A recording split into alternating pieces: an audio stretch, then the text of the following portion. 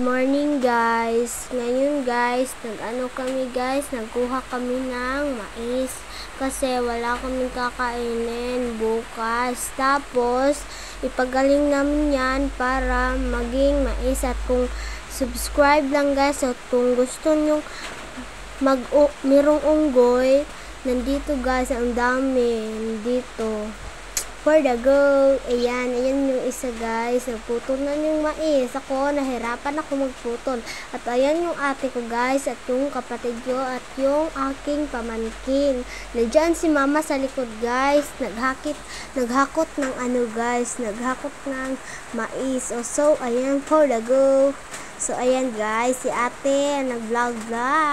So, kaate itong guys, cellphone. So, bye guys. And subscribe, follow, and ciao ciao.